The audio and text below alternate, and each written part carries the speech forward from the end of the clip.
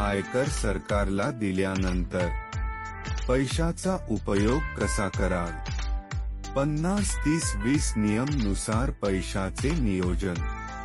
50% लागणारे पैसे, भाडे किंवा गहाण यासारखे राहणारे खर्च, मासिक बिल, वीज bill, phone bill, internet bill, सदनिका देखभाल खर्च आणि इतर, खाद्यपदार्थ खर्च, किराणा खरेदी करणे, भाजी खरेदी करणे, दूध बिल आणि इतर, आरोग्य सेवा, विम्याचे हप्ते, वाहतूक खर्च आणि इतर.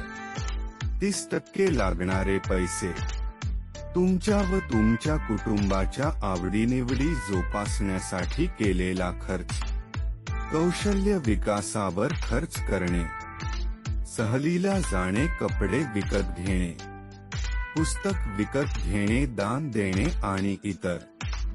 20% लागणारे पैसे, कर्ज मिटवा, आपत्कालीन फंड तयार करा, मुदत ठेव, आवर्ती ठेव आणि पीपीएफ मध्ये पैसे ठेवा, म्युच्युअल फंड मध्ये गुंतवणूक करा, मुलांचे शिक्षण व लग्नासाठी पैसे ठेवा आणि इत्यादी.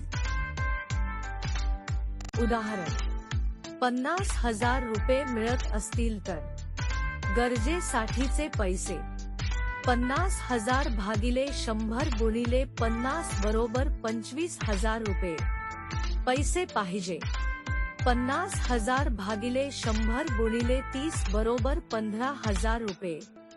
बचत करणे 50,000 भागिले 100 गुणिले 20 बरोबर 10,000 रुपये. धन्यवाद.